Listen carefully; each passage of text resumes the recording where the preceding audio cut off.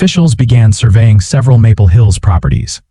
They found 4 retaining walls at risk of collapse and 2 homes with foundational sinking, both built during the same phase Joseph had been removed from.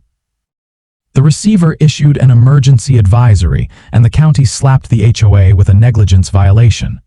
But by then, the HOA was just a name on a crumbling sign. The final court hearing came 6 weeks later. Hot electronics at factory prices on Alibaba.com. On-time delivery to grow your business. Hearing came 6 weeks later. I sat in the gallery beside a... But by then, the HOA was just a name on a crumbling sign. The final court hearing came 6 weeks later. I sat in the gallery beside a few dozen residents, most of them young couples and retirees, all of them tired. Odessa's lawyer tried to argue that the board had acted in the community's best interest. The judge, a sharp-eyed woman with no patience for theatrics, cut him off mid-sentence. This board fabricated violations, laundered payments, initiated forgery, and endangered public safety, she said. There is no best interest here. There is only fraud. She declared the Maple Hills HOA dissolved effective immediately. A court-appointed trustee would manage essential services until residents voted on a new structure or none at all. Outside the courthouse, a woman I'd never met before approached me. She was holding a toddler on her hip and had a reusable grocery bag slung over one shoulder. "You're Mr. Rains," she said. "I just wanted to say thank you. My husband's in the reserves. We got fined last year for flying an American flag without proper framing. We paid it because we didn't know we could fight it." "You don't have to thank me," I said. "This was your fight too." "You just didn't know it yet." She glanced back toward the courthouse. "What happens now?" "Now," I said, "you all get to choose what kind of community you want to live in without someone telling you what color mailbox to buy." A week later, I hosted a community gathering on the ranch. No ribbon cutting, no speeches, just long tables, covered dishes, and folding chairs under a string of lights. Kids ran through the grass. Dogs chased sticks. Older folks swapped stories over lemonade. I watched from the porch, arms crossed, coffee in hand. Rebecca joined me after sunset, handing me a vanilla cupcake and a paper plate. "You know," she said, "you could turn this into something bigger. Landowner rights, HOA reform, you've already got people listening." "I don't need a stage," I said. "I just need peace on my land." She looked out over the crowd. "You got it back." "No," I said. "We took it back."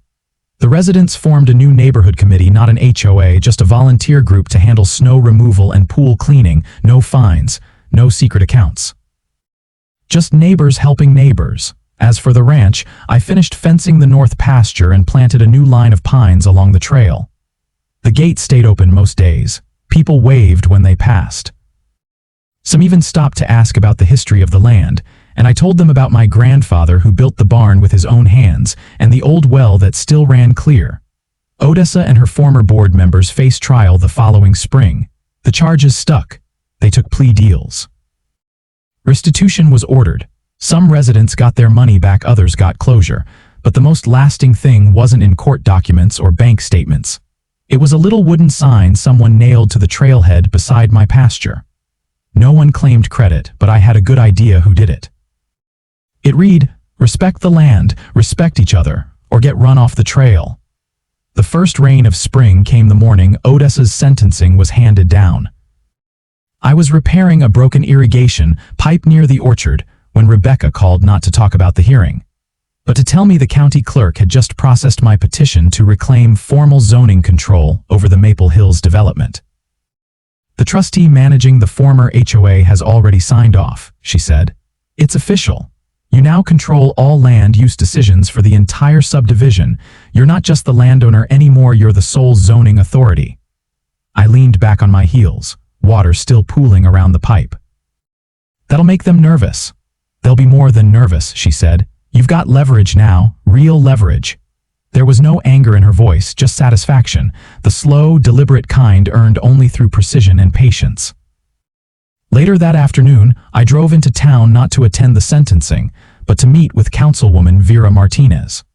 She'd reached out a few days prior, asking to hear more about what had happened beneath the surface of the HOA collapse. We met at a diner halfway between Town Hall and the edge of my property, a quiet place with cracked vinyl booths and a jukebox that hadn't worked in years. "I've been getting letters," she said, flipping through a manila folder as we sat down. "Residents from Maple Hills. Some asking for help, others trying to understand what comes next. They've been through a lot," I said. "They need time, structure without control, community without enforcement." Vera nodded. "I've reviewed the redevelopment plans the old board submitted over the years. They were ambitious. Too ambitious. Half the proposals weren't even legal. They thought no one would check," I said. She leaned forward, lowering her voice. "Did you know they applied for a federal resilience grant to build a multi-use community center on your pasture?" "No. They submitted fake environmental impact studies, claimed you'd already agreed to donate the land." I felt the edge of my jaw tighten. "Who signed that application?" "Victor Hatch," she said. "But Odessa forwarded it. It's all in the file." I took a breath. "That's a felony."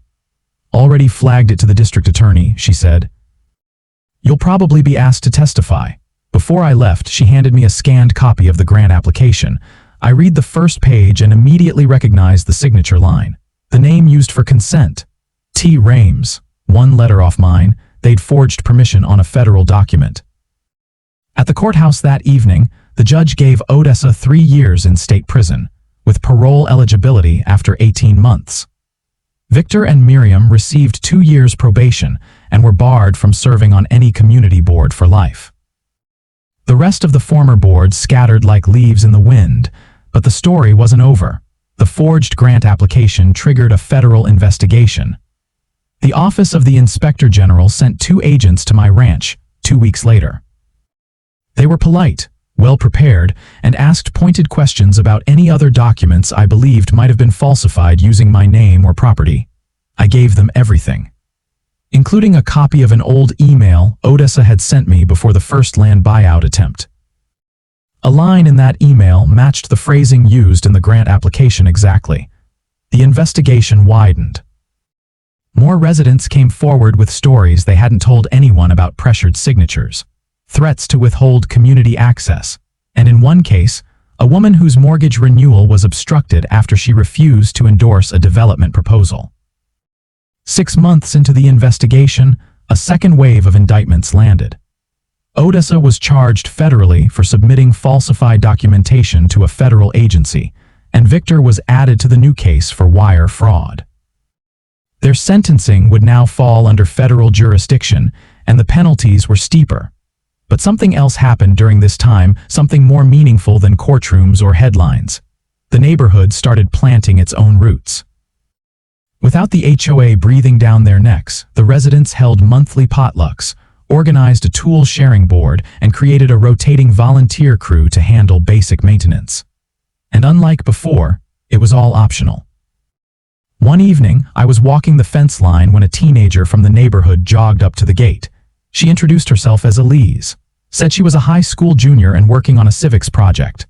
"I'm writing about zoning and land ownership," she said. "Can I ask you a couple questions?" "Sure," I said. She pulled out a spiral notebook. "Do you think communities need HOAs?" "No," I said.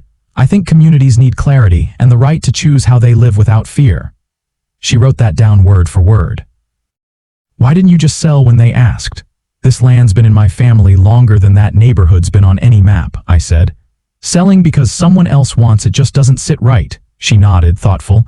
"They said you were just being stubborn." "They always say that," I said. "Right up until they get caught lying." At the end of the school year, I got a letter from Elise's teacher.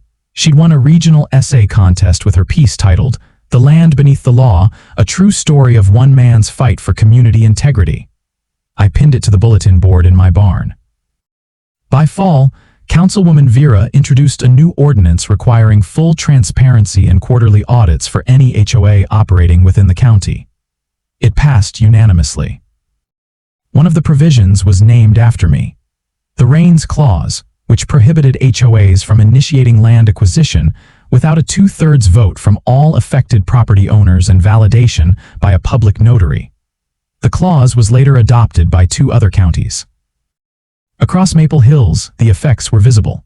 Fences were painted colors that hadn't been allowed before. Solar panels went up without protest. One family even turned their front yard into a vegetable patch, complete with raised beds and a handmade compost bin. Freedom was messy. But it was theirs. I spent the winter restructuring the pasture runoff system and finally built the greenhouse my grandfather had always talked about. In the evenings, I'd see porch lights glowing across the trail, not in uniformity but in rhythm. Some white, some amber, some a little too bright. But they were lit by choice. One night, a knock came at my door. It was Thomas, a new resident who'd moved in after the collapse of the HOA. He brought a 6-pack and a folded piece of paper. "They're organizing a community festival," he said. "First one without permits, fees, or dress codes. Just food, music, and maybe a dunk tank." I raised an eyebrow. "A dunk tank?" "Yeah," he said. "Someone suggested putting a cardboard cutout of Odessa on it." I laughed. "I'll donate the plywood." He handed me the paper. It was the flyer for the festival, hand-drawn by kids and photocopied at the library. At the bottom was a list of contributors. My name was third. "I didn't sign this," I said. "You didn't have to," he said. "We just figured you'd be there, and I was." I grilled ribs while a local band played on a makeshift stage built from hay bales and pallets. Kids splashed in a plastic pool. Adults danced barefoot on the grass. No one gave orders. No one handed out violations. No one needed to be in charge. Later that evening, I stood by the trailhead beneath that same wooden sign someone had once nailed there. The words were faded now, but still clear. Respect the land. Respect each other. That night, I added something to it. Just 3 words carved into the bottom plank with my pocket knife.